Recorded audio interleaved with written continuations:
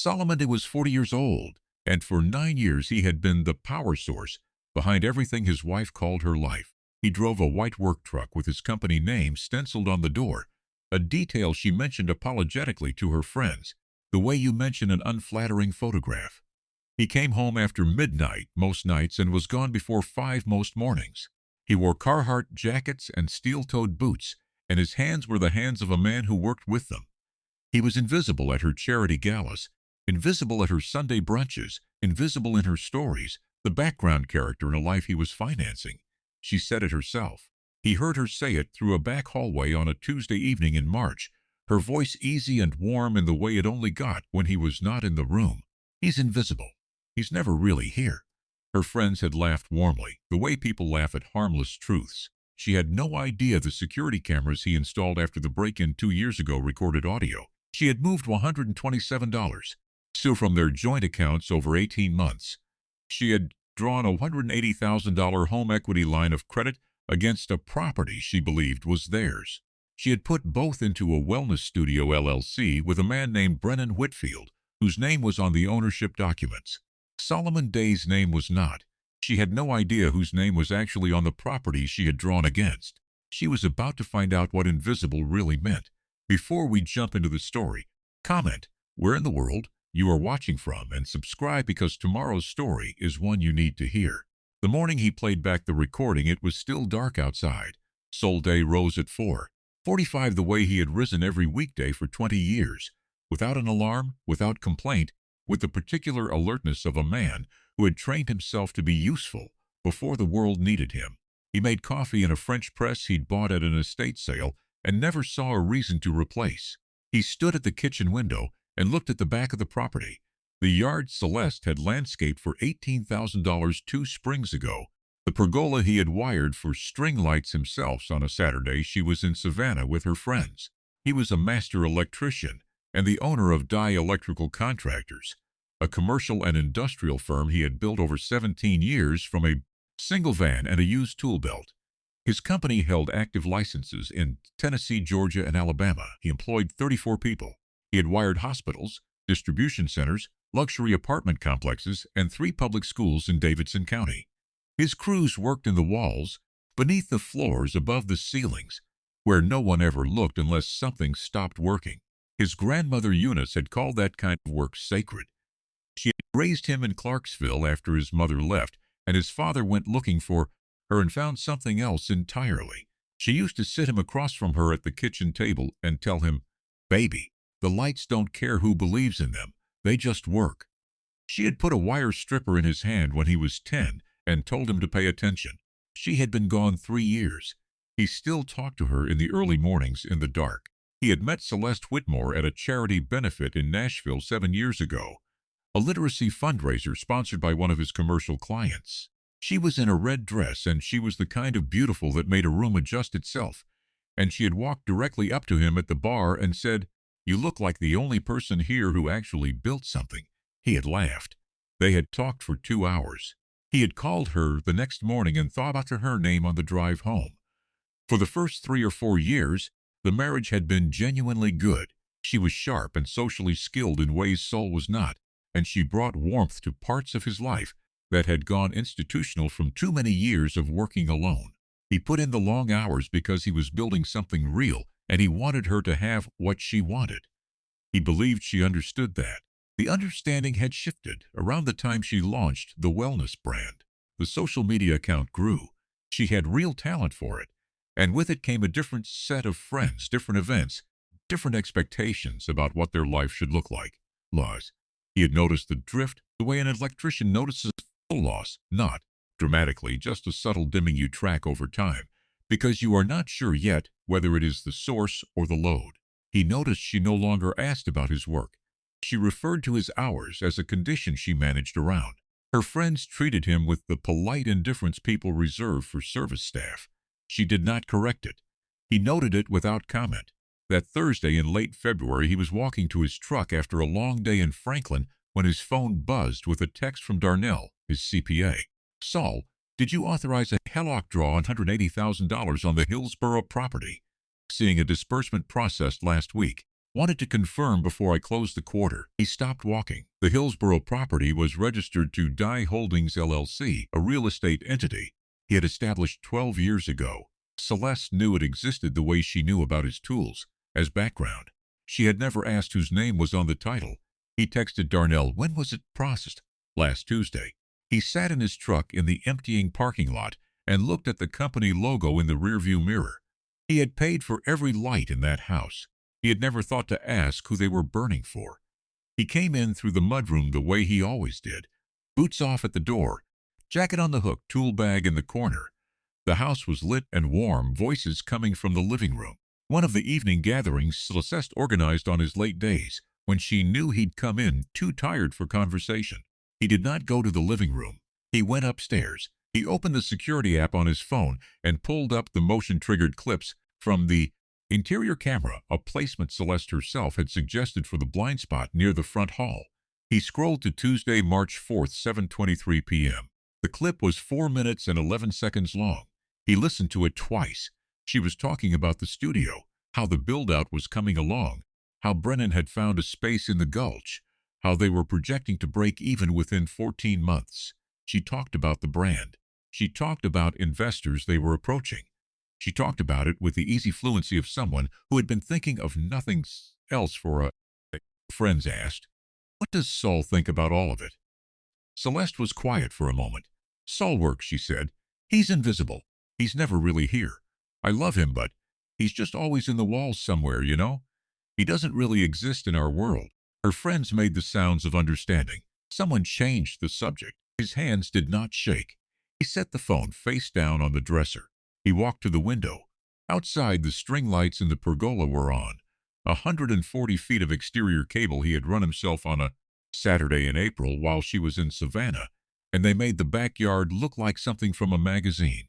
She had photographed them for her social account and gotten 4,000 likes. He picked the phone back up. He opened his banking app.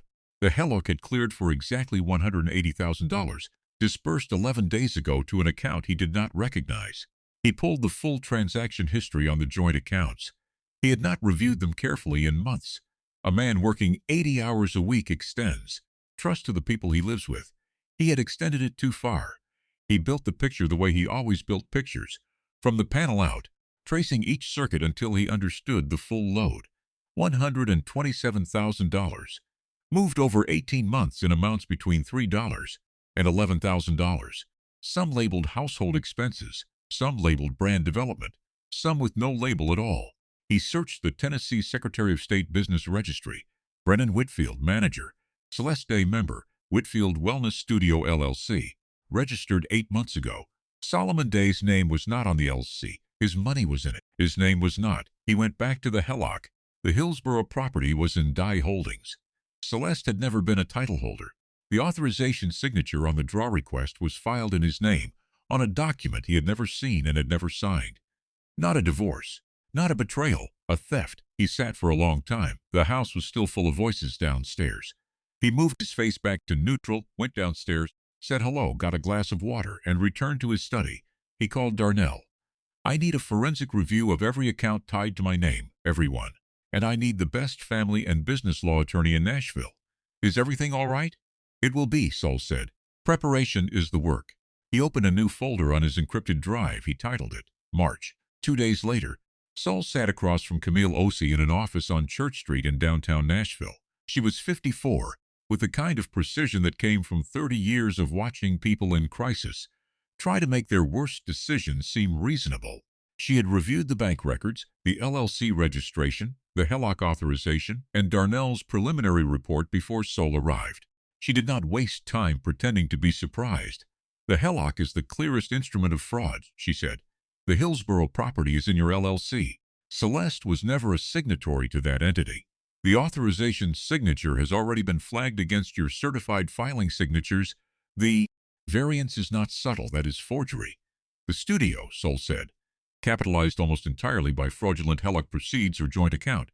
Transfers that exceed the threshold requiring dual authorization. The LLC's asset base is traceable to fraud. Brennan Whitfield holds majority ownership of record, but the exposure flows to him, not away from you. What happens to the studio? It unravels." She paused. The question is whether we pursue criminal referrals alongside the civil action or keep it civil and use the criminal exposure as leverage. Saul looked at the rain moving across the window behind her. I want whatever is accurate. I'm not interested in strategy that isn't true. She looked at him over her glasses for a moment. Then we build the complete picture. He picked up his jacket, she said. Mr. Day, you should know what she drew against. The Hillsborough property. I know what it's worth, Saul said. She didn't. Camille said he drove southwest out of Nashville the following Wednesday and turned into the hill country past Franklin, where his Aunt Vera had lived in a white frame house for 40 years.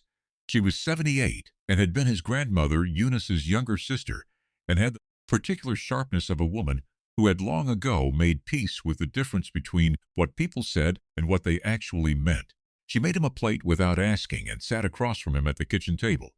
He told her everything, the recording, the $127,000, the Hellock, the studio, the forged signature. Aunt Vera listened without interrupting. When he finished, she turned her cup slowly in both hands. Eunice always worried about this kind of thing, she said. Not about you, about the woman who would confuse your patience for weakness. She looked at him steadily. Your grandmother had a saying about men who build real things, she said. The ones who build always end up owning it. The ones who perform always end up asking the builders for somewhere to stay. She set the cup down. You go home, Solomon. Finish the work. Don't show your hand until it's time. He drove back to Nashville with that in his pocket. Darnell's forensic review took 10 days. What it produced was not a surprise. It was a map, 24 transfers over 18 months, each timed below scrutiny thresholds, routed through an account opened in Celeste's maiden name, Celeste Whitmore, before any of this began. The account showed 3 outbound wires, 2 to the Studio LLC, 1 directly to Brennan Whitfield's personal account with a memo line that read personal loan repayment. Brennan had borrowed from the studio before the studio had any revenue. He had been paid back with Saul's money. Camille's office pulled Whitfield's public financial records, 2 civil judgments from prior years, a lapsed business license from an Atlanta venture that had dissolved without resolution, no documented income for the previous fiscal year beyond what the studio had paid him. The studio was the only asset either of them had, and the studio was built on fraudulently obtained funds. Remove the power source from a structure that has been running on it too long, and the whole system goes dark. Saul knew that better than most. Saul went home each evening and ate dinner and listened to Celeste describe the studio's progress. With an enthusiasm that had grown, he now understood, in direct proportion to how close she thought she was to the finish line. One evening she spread paint swatches across the kitchen table. He told her the sage green was a good choice. She seemed pleased. He thanked her for dinner. He washed his own dish. He went to his study and closed the door. Real Power operated in quiet rooms. The soft launch was scheduled for a Saturday afternoon in April, a friends and family preview before the public opening, with a catered spread and a DJ and a champagne toast. Celeste had promoted it on her brand account for 2 weeks. 47 people had RSVP'd. Saul arrived 20 minutes early, with Camille beside him and Darnell carrying a leather-bound folder. The catering staff was setting up. The DJ was running cable. A few early guests stood near the reception desk. Saul looked at the space. It was a well-executed build-out, clean bamboo shelving, recessed lighting, thoughtful layout. Someone had spent real money on the design. He knew whose money to the dollar. He found the event coordinator and spoke quietly. He produced a single document. Her expression changed. She stepped aside. Celeste arrived at 2:17 p.m. in white linen, Brennan a half-step behind her, both of them moving like people who had just won something. She saw Saul across the room, and her expression moved through several registers in the span of 2 seconds. He stayed exactly where he was. Camille stepped forward. Mrs. Whitmore. She used the maiden name deliberately. I represent Solomon Day. You should know that Brennan Whitfield received a letter from our office at 9 this morning regarding his civil and criminal exposure in the capitalization of this LLC. The city's business licensing division received a complaint this morning regarding a business funded by fraudulent financial instruments. She held open the door of the back office. I'd suggest we step somewhere quiet. The back office was a small room with 2 folding chairs and a desk. Camille opened the folder. The bank records. The Hellock authorization with the handwriting variants flagged in red. The LLC registration. The forensic accounting report. The recording transcript, time-stamped and certified. Celeste's attorney, she had called him from the parking lot, held up a hand. "We'll need time to review." "Of course," Camille said. "I'll tell you what we won't need time on. The signature on the HELOC authorization has been certified against Mr. Day's filed signatures with 2 banks and the Tennessee Contractor Licensing Board. It does not match. That is forgery. I don't need your agreement on that for it to be true." Celeste looked at the transcript. She looked up at Saul. "You recorded me in my own home." "My home," he said, "with cameras you knew about." She looked at the folder on the desk. "I built this," she said. Her voice was quieter than before. "You were never going to be part of this world, Saul. You were always going to be in the background. That's just who you are." Saul looked at her for a moment. "Let me show you something," he said. He opened the second folder. 17 years of audited financials for Dye Electrical Contractors. The commercial contract portfolio across 3 states. 3 buildings in Dye Holdings, LLC. The Hillsborough property appraised at $1.1 million. The total portfolio, $4.8 million in documented compounding, independently certified net worth. She stared at the pages. She had not known. She had spent 9 years looking through a man with a net worth approaching $5 million and calling him invisible. The word had made its full circle. She reached for his arm. Her voice dropped to something she intended to sound like intimacy. "Saul, we don't have to do it like this. I made mistakes. I was scared. We can still." Diane Whitmore had arrived early to the soft launch. She had called Saul the previous week, deeply worried about what she'd heard, and he had answered. She was standing in the doorway of the back office now. She looked at her daughter. "Celeste," she said, "you drew against a man's property to fund something you didn't invite him to name." She looked at the space where Brennan Whitfield should have been standing. He had texted Celeste at 1:58 p.m. "Attorney says don't come today. I think it's time to stop talking." Celeste stopped. Saul buttoned his jacket. He picked up the folder. He looked at his wife one final time. Not with anger, not with grief, but with the calm of a man who had taken the full measurement and arrived at the number. "I'm not angry," he said. "I'm clear. Those are different things." He walked out of the back office and through the studio, past the catering table and the ambient lighting and 47 people who had come to watch his wife celebrate what she'd built without him. He walked out into the April afternoon. He did not look back.